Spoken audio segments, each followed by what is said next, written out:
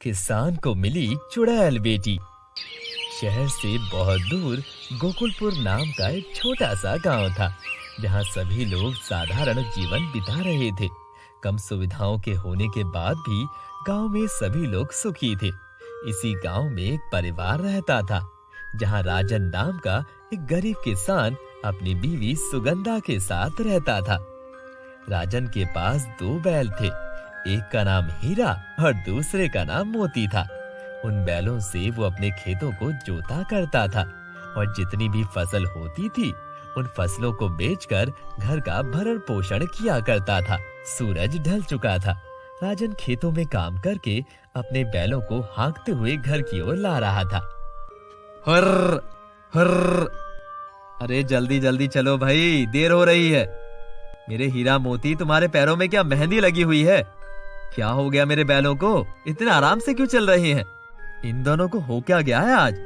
और दिनों तो ऐसे नहीं रुकते जगह जगह पर। लगता है अंधेरा ज्यादा हो गया है, इस वजह से रुक रुक कर चल रहे हैं। अरे हुर्र हुर्र कि तभी अचानक उन दोनों बैलों को न जाने क्या हुआ। दोनों तेज तेज दौड़कर वहां से आगे की ओर भागने लगे। राजन हैरान था कि आखिर उन्होंने क्या देख लिया। उनके पीछे पीछे राजन भी भागने लगा। अरे रुक जाओ, कहाँ भागे जा रहे हो? हे भगवान, क्या हो गया इन बैलों को? भागते भागते दोनों बैल राजन के घर पहुंच गए थे और उनके पीछे पीछे हांफते हुए राजन भी भागने लगा। बैलों को देखकर अंदर से भाग भाग कर सुगंधा बाहर आई। उसने देखा कि राजन भी भागकर आ रहा है। वो कुछ समझ नहीं पाई और आश्चर्य से कहने लगी, तुम तीनों के पीछे भूत पड़ गया है क्या? भागते भागते आ रहे हो इतनी तेज तेज। अरे जी, आप कुछ बोलेंगे भी या इतनी तेज तेज सांस लेते रहेंगे? अरे कुछ बोलते क्यों नहीं, चुप क्यों हो? बोलिए ना, क्या हुआ है, क्यों भाग रहे हो?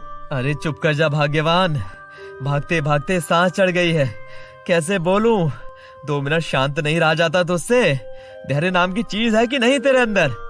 पता नहीं बैलों ने क्यों दौड़ लगा दी। उनके पीछे पीछे मुझे भी भाग कर आना पड़ा। ओह, अरे रे, जरा भी दया नहीं आती मेरे ऊपर। कैसे डांट रहे हैं मुझे? आज डांट रहे हैं, कल मेरे सर से खून भी निकाल देंगे मारकर। ना जाने किस फूटे कर्म का नतीजा मिल गया है मुझे ये पति। फूटे भाग्य मेरे, मुझे डांटता है मेरा पति। भाग्यवान, मैंने क्या किया? कब डांटा मैंने तुम्हें? मैं तो तुम्हें इतना प्यार करता हूँ। भला मुझे इतनी सुंदर बीवी को डांट कर क्या मिलेगा? अरे वाह, आज तो मेरी भाग्यवान ने आंखों में काजल लगाया है, बालों में गजरा डाला। ऐसा लग रहा है जैसे चांद जमीन पर आ गया हो। कितनी सुंदर दिख रही है मेरी बीवी। मेरी नजर ना लगे तुझे? हैं, सच्ची बोल रहे हैं आप? मैं आज इतनी सुंदर दिख रही हूँ क्या? कहीं आप झूठ तो नहीं बोल रहे मुझसे? भाग्यवान, झूठ बोलकर मुझे क्या मिलेगा? इतनी सुंदर दिख रही हो कि क्या ही कहना। वाह वाह वाह वाह। सुगंधा की तारीफ करके राजन ने उसके मुंह को बंद करवा दिया था और घर के अंदर जाकर जमीन में बिछी चटाई के ऊपर बैठकर अपनी बीवी सुगंधा के साथ खाना खाने लगा। कुछ भी कहो भाग्यवान, तुम्हारे हाथों में जो स्वाद है वो कहीं नहीं मिलता। दिल खुश हो जाता है मेरा।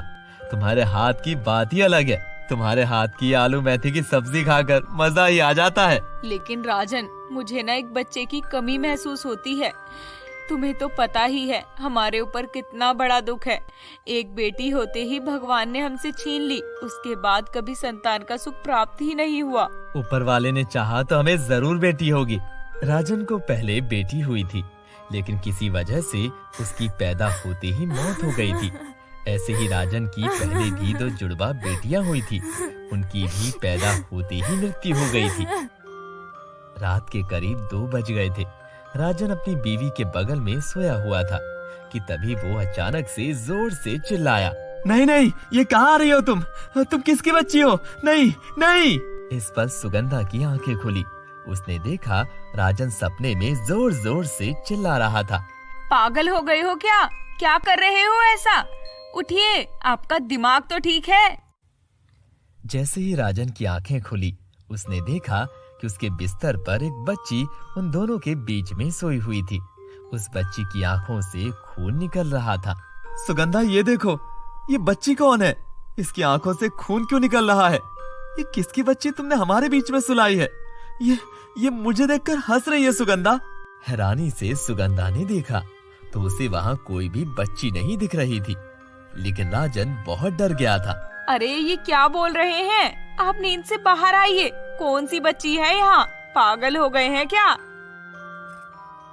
कि तभी अचानक सुगंधा ने अपने पति के मुंह पर एक जोर का थप्पड़ लगाया और जैसे ही राजन ने दूसरी बार बच्ची की तरफ देखा, उसे बिस्तर पर कोई भी नहीं दिखा। एक पल के लिए राजन होश में आया तो उसने कहा, यही तो थी वो बच्ची, कहाँ गई? सुगंधा ने राजन का सपना बताकर उसे सुला दिया था। अगली सुबह फिर राजन अपने खेतों की ओर चला गया और शाम होते ही जब वो लौट कर आया तो उसे बरगद के पेड़ के नीचे एक टोकरी दिखाई दी, जिसमें से किसी बच्चे के रोने की आवाज आ रही थी। राजन ने उस टोकरी को उठाया तो उसमें एक लड़की थी, एक नवजात शिशु। अरे, इस मासूम बच्ची को यहाँ कौन छोड़कर चला गया? मैं इसे घर ले जाता हूँ। सुगंधा बहुत खुश होगी। इस लड़की को आज से हम ही पाल लेंगे। राजन उस बच्ची को घर लेकर चला गया था। सुगंधा भी उसे देखकर बहुत खुश हुई थी। उसके अंदर की ममता जाग गई थी।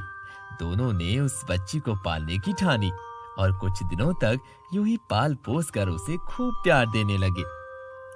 एक रात उसे झूले में सुलाया हुआ था कि तभी एक कबूतर उसके ऊपर उड़कर आया और उसे छोटी बच्ची ने उस कबूतर को पकड़कर जिंदा नोचकर खा लिया। उस बच्ची के मुंह पर खून ही खून फैल गया। उसी पल वहां सुगंधा आई और वो पूरी तरह से हैरान हो गई। ये कैसे हो सकता है? तभी अचानक वो बच्ची झूले से उड़कर बाहर आई और देखते ही देखते उसने एक चुड़ैल का रूप ले लिया कि तभी वहां राजन भी पहुंच गया। दोनों मियाँ बीवी उस चुड़ैल को देखकर बहुत डर गए। तेरी सारी बच्चियों को मैंने ही मार कर खाया था। जिस घर में तू रह रहा है ये मेरा घर है। यहाँ मेरा जन्म हुआ था और मेरे अलावा यहाँ कोई और नहीं रह सकती। तुम्हारी सारी बच्चियों को मैंने कच्चा चबा डाला। मैं तुझे छोड़ूंगा नहीं चुड़ैल। अब मैं इस गांव में किसी की भी कोख से अगर कोई भी बच्ची पैदा होगी तो मैं उसे भी मार दूंगी। इतना कहकर जैसे ही वो चुड़ैल अपने नाखून सुगंधा और राजन के गले में लगाने लगी तो अचानक बाहर से उसके सामने एक साधु महाराज आ गए और देखते ही साधु महाराज समझ गए कि चुड़ैल उन दोनों को मारने वाली थी। साधु महाराज ने अपने कमंडल में तुरंत हाथ डाला और उसमें से जल निकालकर चुड़ैल के ऊपर छिड़क दिया। तूने इस परिवार से संतान का सुख छीना है चुड़ैल, लेकिन अब तू भी जीवित नहीं रहेगी। आज के बाद तेरे श्राप से ये गांव मुक्त हो जाएगा और ये परिवार भी। तेरी जैसी पापी आत्मा को मारना ही मेरा कर्तव्य है। नहीं नहीं, अबे साधु ये तूने क्या किया? कमंडल के जल को छिड़कते ही उस चुड़ैल के ऊपर आग लग गई और वो उस आग में जलकर वहीं खत्म हो गई। जिसके बाद राजन और सुगंधा ने साधु महाराज का धन्यवाद किया।